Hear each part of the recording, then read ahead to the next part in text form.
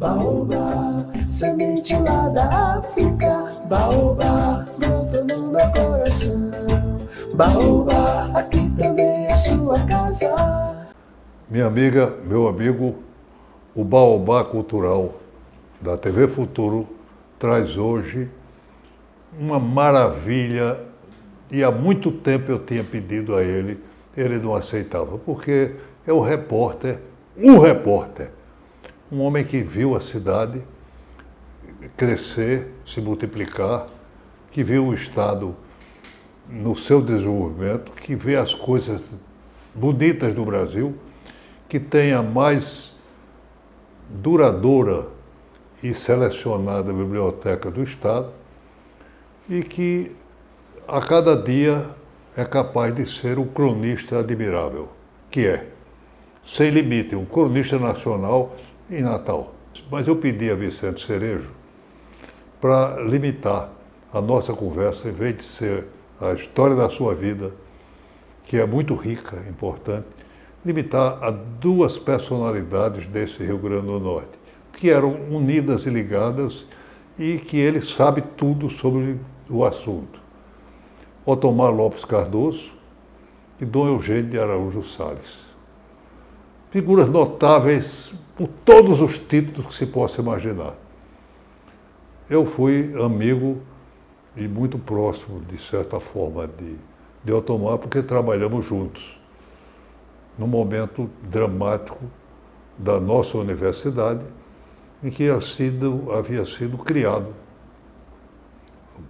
sem poder, sem ter direito, mas criado na administração anterior da reitoria, de Domingos Gomes de Lima, uma fundação de pesquisa.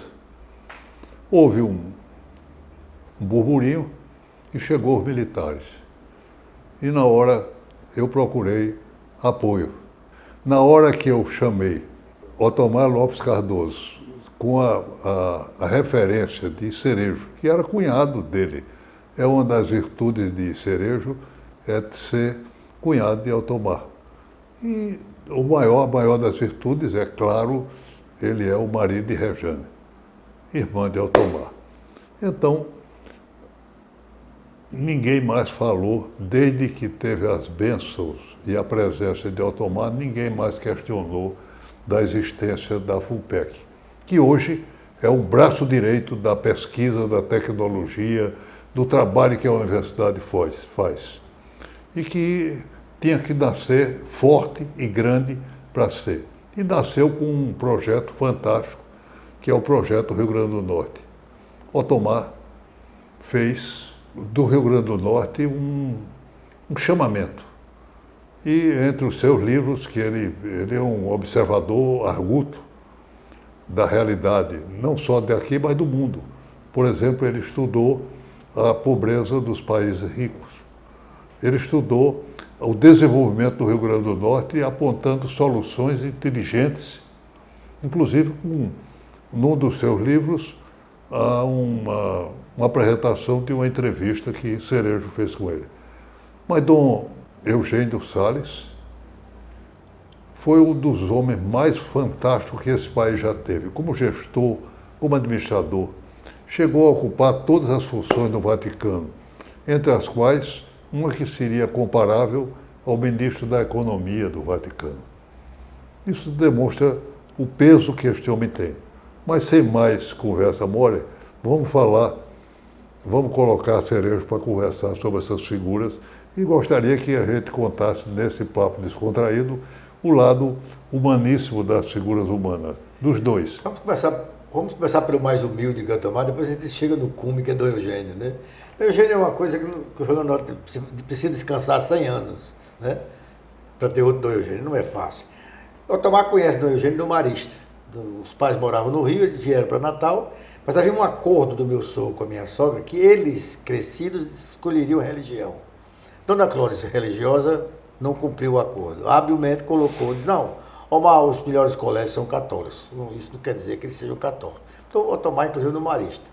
Lá no Marista, Otomar se liga a Heitor, do trabalho, Heitor auxiliar do capelão, que era quem? Eugênio de Araújo Salles. Um belo dia, conversando com o Otomar, Heitor descobre que o Otomar, aos 14, 15 anos, era pagão. Vai ao Otomar e diz: Otomar, você não pode trabalhar, porque isso é um dogma da igreja, você não pode ser pagão. O Otomar vai conversar com o pai disse: não, a minha palavra está mantida, escolha. Ela escolheu a religião católica. E nasce sob as bênçãos de... Olha aqui que sorte. Ele é batizado por Dom Eugênio e o padrinho é Dom Heitor. Já mostrou o destino dele de cristão e mais ainda de praticante e um promotor da igreja. E então ele com 21 anos já era diretor executivo da Rádio Rural e o Iota chega para ser o superintendente. Eu digo sempre que como o Heitor era intelectual, não era o executivo que o Eugênio era, Dom Eugênio apostava em Otto como executivo, mas voltado para as missões da igreja, e Otomar o executivo leigo, não na igreja. Porque ninguém viajou mais o mundo do que eles dois.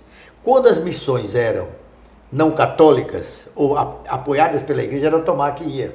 Olha, você teve ideia, quando vão fundar algumas faculdades, que Dom Eugênio foi pioneiro na faculdade de serviço social no Brasil, né? Quando foi precisar criar em alguns países aqui da América Latina, ele ia na frente, implantava e Otomar ficava 2, 3 meses implantando as escolas de serviço social. Você imagine... Por falar em escola, lembrar que a educação rural que ele presidiu, que ele dirigiu, também era educação fantástica. Ele consegue o rádio com audiência cativa. Ele consegue uma doação de 5.000 rádios, Eugênio, da ABC, que era quem fabricava esse tipo de rádio, cativo. O senhor só pegava a rádio rural. Para o quê? Ali foi a semente do movimento de educação de base. Porque há uma coisa do movimento de Natal, que é uma coisa muito interessante. Como é que o Dom Eugênio se torna uma figura internacional dentro do Vaticano? Em 2 momentos. Primeiro, quando ele parte para a campanha da fraternidade. Que ele viu em São Paulo do Potengi e disse: Expedito, não, vamos estadualizar. E quando ele vai a primeira vez depois disso à Itália, que ele mostra o que era a campanha da fraternidade, a igreja assume como uma das suas atividades universais. E a segunda coisa é o movimento de educação de base. Por quê?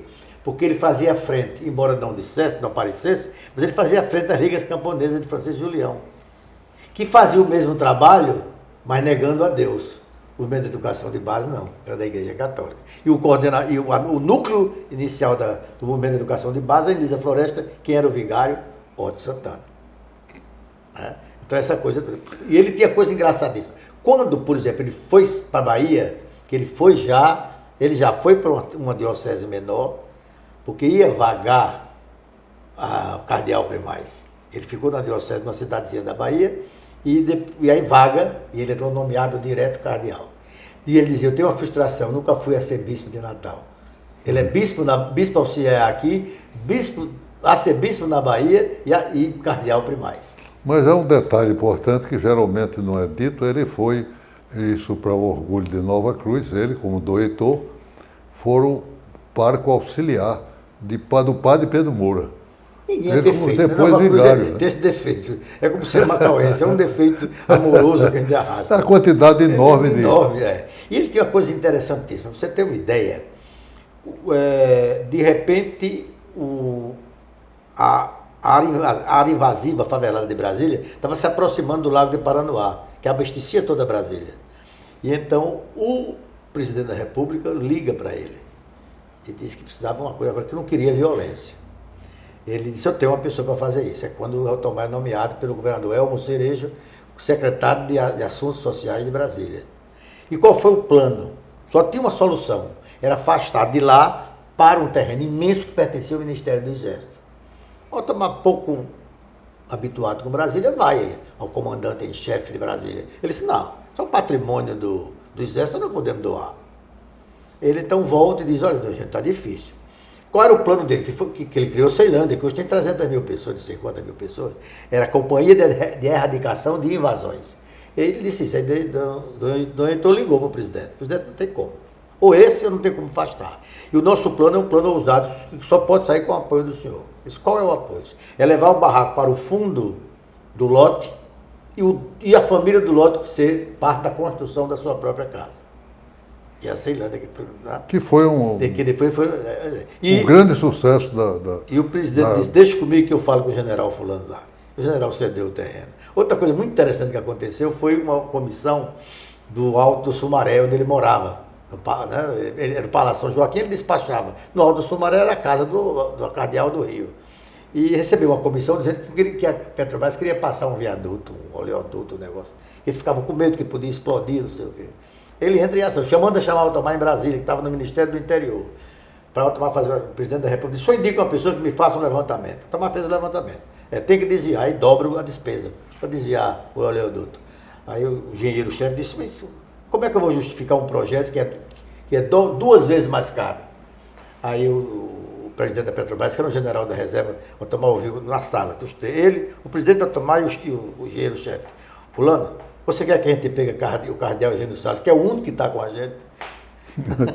Não vai fazer conta. E a coisa foi feita, foi desviado o viaduto para atender. Engraçado é que ele tinha um Fusquinha. Quando ele saía particularmente, ele ia no Fusquinha. Você sabe o que é a região ali que era meio perigosa? Combinou com o Dom Eugênio. Ele não dizia isso. O senhor vem com a lâmpada interna do carro acesa. A gente já sabe que é o cardeal. Mas é uma maravilha, ele era um homem simples, eu sei que soube que ele andava de bicicleta e tomava banho de piscina. Exatamente, e a irmã dele era grande figura, né? E tem uma história folclórica com ele, tem um rapaz que ele botou na Rádio Rural desde novinho, desde rapazinho, loucos por Dom Eugênio, né? Aí uma vez eu vi uma discussão lá, conto que houve uma discussão lá embaixo, Dom Eugênio não aparece, é muito na dele e tal, não tem intimidade. Aí esse, que era um protegido dele, disse, fulano, olha, para você explicar o que é Dom Eugênio, para você entender. A cueca de Dom Eugênio, só quem viu foi ele e Deus.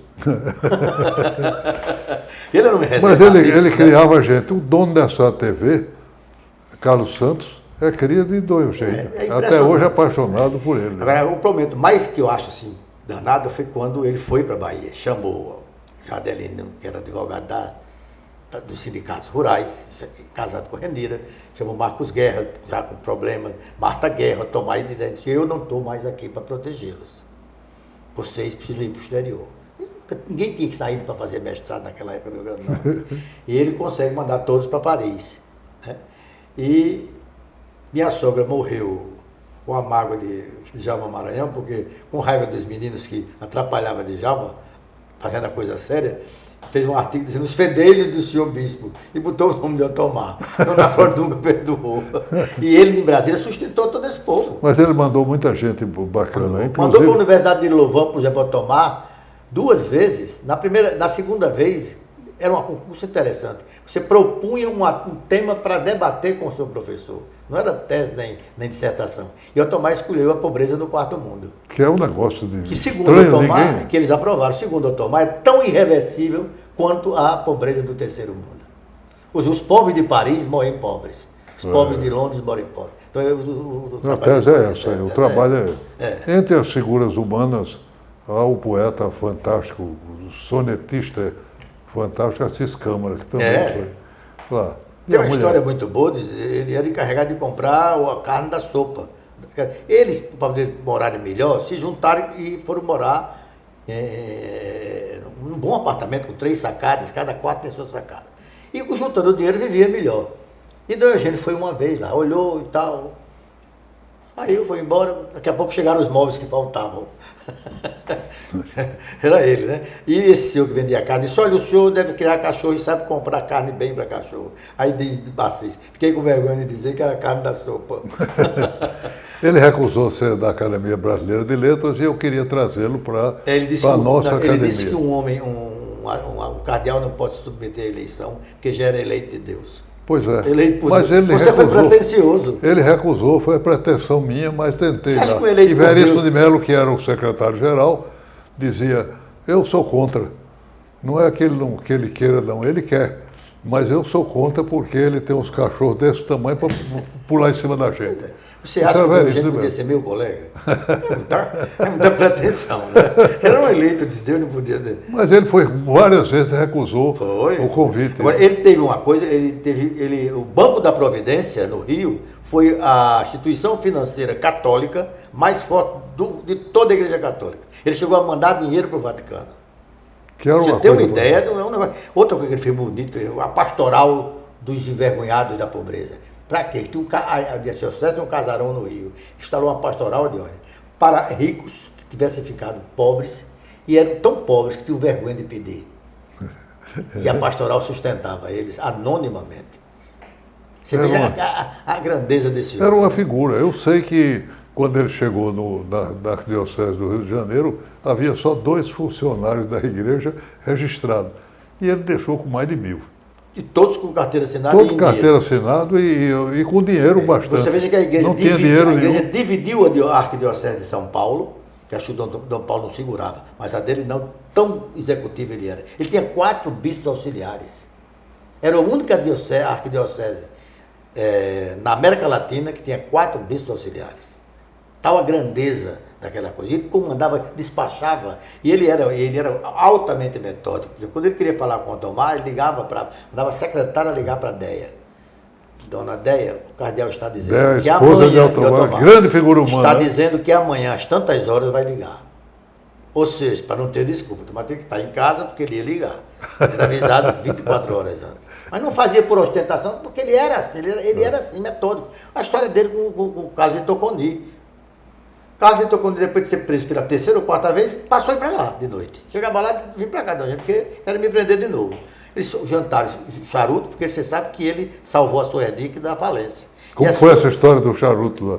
Ele vai ser cardeal primaz e recebe a comissão de operários da Suerdic, dentro que a empresa ia fechar, ia falir, eles ficavam todos desempregados. Ele comanda um grande financiamento, salva a fábrica, e quando ele sai, quebra. Você vê que coisa. E eles, por gratidão, todo mês mandavam uma caixa de charuto Cardeal Salles. Cardeal Salles. E dizem, aí eu acho que é folclore, não posso dizer você com certeza, né? Que ele estava recebendo uma figura local, um padrezinho simples, né?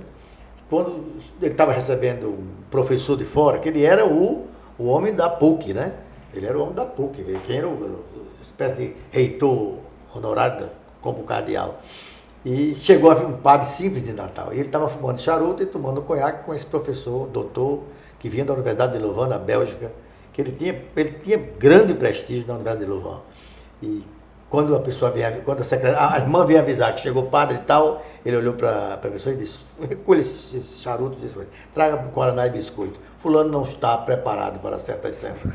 Não sei se isso é verdade, porque as pessoas famosas, há sempre um folclore em torno delas, né? Mas eu digo sempre, lhe atrapalhando, que o Rio Grande do Norte teve algumas constelações. Mas você contou uma história que Donivaldo Monte, que havia uma certa ciumeira e havia um grupo, eu era mais ligado a Donivaldo. Sempre fui católico, apostólico, romano e mais ligado, mas o meu entusiasmo era pela figura humana. Grande figura humana. Mas havia uma certa, não vou dizer entre os dois. Não chegavam a cisânia, mas era quase 2 partidos. muito vaidosos cada um do seu líder. Mas você Aí contou não diria o outro lado. O liderado de Dom Eugênio era o Dom Eugênio. O liderado... Uma visita de Donivaldo a ele. Você contou a história, muito engraçada. Donivaldo não tinha a capacidade de elaborar o mal. Por isso ele não era gestor. Ele não era gestor. Ele não tinha essa capacidade. Nasceu destituído da capacidade de fazer o mal. E vai visitar Eugênio. Não avisou, chegou de repente. E Dom Eugênio ficou conversando com ele e tal. E olhou para ele e disse: Donivaldo, quer tomar um uísque? Quer tomar um vinho? Não, Eugênio. Eu acho o Rio de Janeiro uma cidade tão grande. Eu fico perturbado quando vem aqui. Aí, no fim, vinha chegando um professor, Etienne Samen, depois foi professor da Federal Visitante, professor, doutor, e então ficaram tomando. Donivaldo, você não está preparado para... Escreveu sobre os índios Camaiurais. Camaiurais, exatamente. Um belo estudo. Belo estudo. Que também antropológico. Também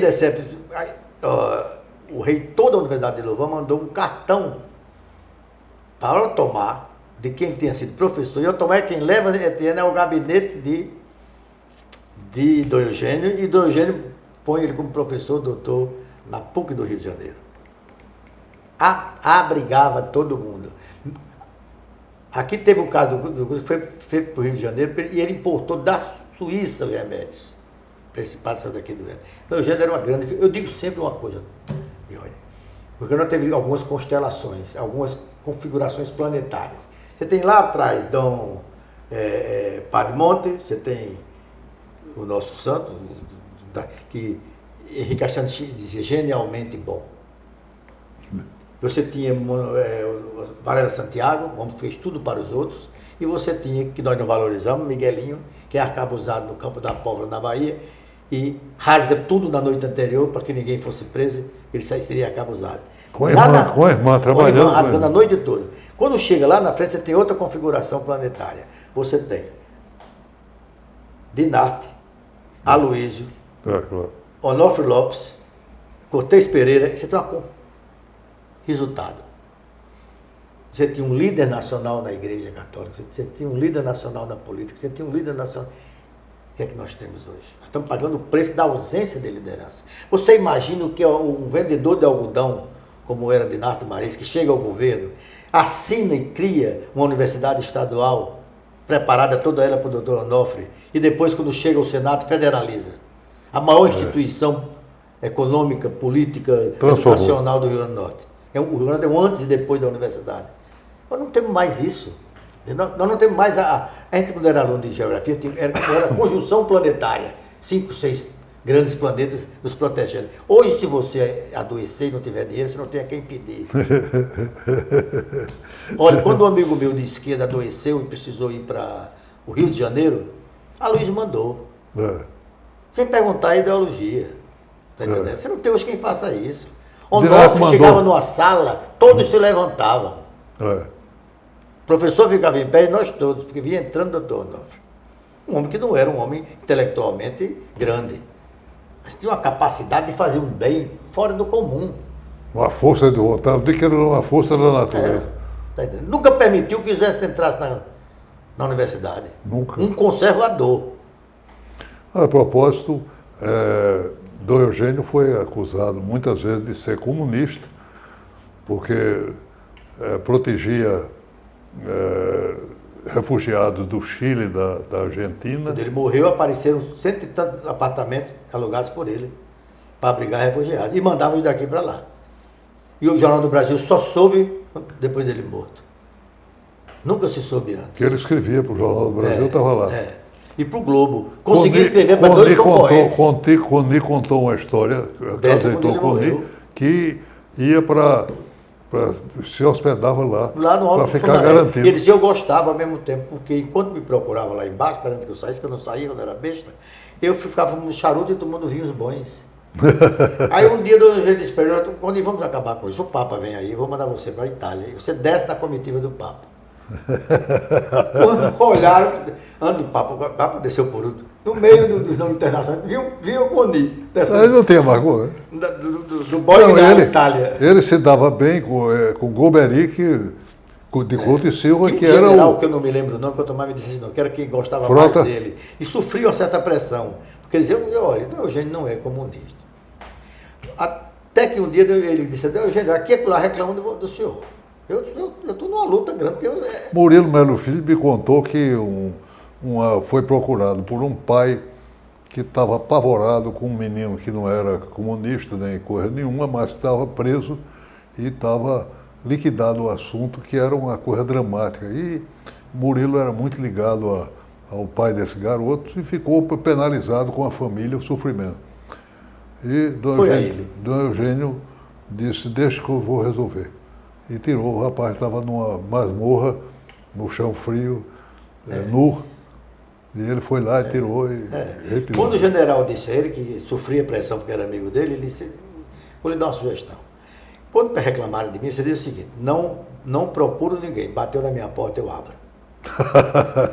Pronto, a partir daí resolvia todos os problemas. A minha função como cristão é fazer isso. E ele tem um detalhe, ele não ficou com herança com nada. Ele tem uma coisa na igreja que eu não sei lhe dizer, do direito canônico. Ele pertencia à igreja, ele não tinha nada. Nada. Só a roupa que vestia. Ele doou totalmente.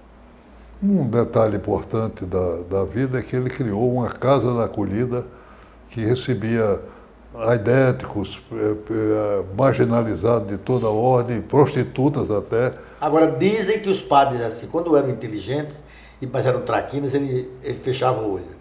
Mas ele se você tirasse, deixava desempregado, não tem como sobreviver, né? O pecado dele, diz um amigo meu, que o pecado dele era esse. Fechava os olhos. Fechava os olhos. É como o Gustavo Capanema, né? Foram reclamar uma vez a Vargas, que no Ministério de Cultura era Gustavo Capanema. Só tinha comunista. Getúlio lá só tem comunista. O chefe de gabinete é Carlos Drummond de Andrade, que é inscrito no Partido Comunista. O cara esqueceu que Getúlio era louco por Capanema. Homem civilizado, culto, maneiroso, ele se deixa. São os meninos de Capanema.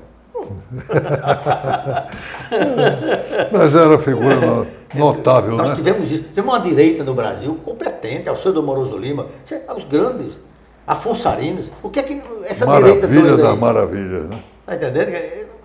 Estamos perdendo, estamos sem líderes. Eu tive o privilégio, estou com um novo livro aqui, a 4ª edição do livro, tive o prefácio de Afonso Arinos. Eu sei. Porque Djalma me O homem que apresentou. pintava cavalos azuis. O Djalma me apresentou a ele e eu tive o atrevimento de pedir para ele fazer o prefácio. E ele imediatamente aceitou. E outro da constelação é Djalma Marinho, né? Era um amigo mesmo, amigo Não, de e a posição dele, um democrata, Djalma era uma coisa... Aliás, ele... A redação do Diário ficou cismada comigo. Aliás, eu votei contra aquele senador do Seridó, que trabalhava na feira, e votei em Djalma. Porque ele fez uma série de artigos sobre o papel do parlamento, que devia ser resgatada essa série e publicada, e eu me encantei com a defesa dele do parlamento.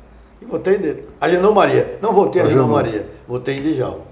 Por quê? Por uma gratidão. Minha avó foi vizinha dele na Prudente de Moraes, em frente à doutora Edgar Barbosa, que era casada com Dona Dolores. E minha avó não era uma mulher rica, e ela votava em Djalma, chamava doutor Djalma. As figuras humaníssimas, há muita gente que teve o privilégio de chegar perto. E conviver, né? De conviver com Dom Eugênio e também com Otomar Lopes Cardoso. Otomar era um cristão praticante, juramentado. Ele começou já com a Jaque. Jaque, joga. E todas essas coisas. Eu não sei qual foi. Ele estava no meio. Mas ele teve. Também. Você lembrou a lá. história de fazer. Você é autoridade absoluta na grande figura de Oswaldo Lamartine. E Oswaldo queria uma missa. Por dívida. Queria uma missa celebrada com a filha que tinha suicidado. E a igreja não permitia. Ele pede a Dom Eugênio, e a Dom Eugênio, indiretamente, diz, pode um padre desse do interior fazer. Era com João Medeiros, que rezou a missa e terminou. Que estudou na Bélgica, garantido por Dom Eugênio. Mandou ele à Universidade de Louvain. De Louvain também. Outra figura humaníssima, né? Ele tinha muito prestígio. Como tinha muito prestígio numa entidade católica alemã chamada Miséria, que ele arranjava aqueles dinheiros para a educação pelo rádio. A nossa diocese era uma diocese rica, que até hoje vende patrimônio do patrimônio que ele Um detalhe importante, Daladier, quando chegou na reitoria, ele queria fazer uma promoção entusiasmado com os artistas do Rio Grande do Norte que não tinham projeção nacional. E imaginou, com Dorian Gray, fazer uma exposição na Academia Brasileira de Letras. E não houve outro jeito. Otomar. Pediu ao Otomar, em nome do cardeal, foi lá e resolveu a parada. Houve a exposição fantástica na academia. Mas outra coisa que terminaria é Zé Nacélio, escritor, engenheiro, grande figura humana, lembrou da simbologia da pomba branca que pousou no caixão de Dona. E ele termina dizendo que é o reconhecimento do divino. Era o Espírito Santo que estaria ali. Eu acho que era a simbologia da pomba branca. E ele foi além com a filha de Oswaldo. Ele sepultou no ossuário da catedral. E Oswaldo leva as lágrimas. Porque ela, em tese, não podia, né? Meus amigos, um pouquinho eu trago um livro para vocês, sempre, e uma frase. O livro é este que recomendo porque é um atrevimento. Cerejo, fala um pouco sobre este livro. Eu fui convidado por Edson Gutenberg e o outro médico Maurício Moraes, estavam trazendo aos 87 anos, prestes para fazer uma conferência na Assembleia. Será que você topa entrevistar ou você tem medo que o Diário não publique? Eu digo, não, eu faço a entrevista. Se o Diário não publicar, eu fui. Era no primeiro andar ele estava hospedado no Samburá, de Firmino. E o detalhe da entrevista é que, antes da entrevista, Firmino chega um garçom com 1 litro de pá e gelo, e copo de suco, o dono do hotel mandou para o senhor. Aí o Prestes já estava com 87 anos, disse, diga a ele que eu troco por água de coco. Mas nós ficamos com uísque e tomamos. Ele que ficou com água de coco. Agora, quando ele sai do quarto, em frente onde nós estávamos, na salinha, é um homem de uma luminosidade, aquela coisa estranha, sabe? Uma figura que eu conhecia da coluna Prestes, disso, daquilo. Você estava diante de um mito, de qualquer maneira. Você pode ser contra, a favor, não importa. Você estava diante de um mito, né? E eu fiquei tão perturbado que não fiz uma foto ao lado dele. Agora, bom é que quando eu terminei a entrevista, eu perguntei sobre tudo.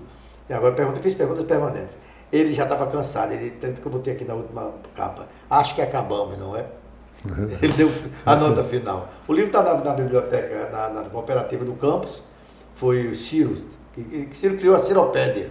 Então ele é que inventa essas loucuras. A capa é de Cláudio, tem um pós-fácil de Cláudio Oliveira, que foi do PCB, belíssimo prefácio, contando a história do PCB. Eu acho que Prestes é uma figura do século.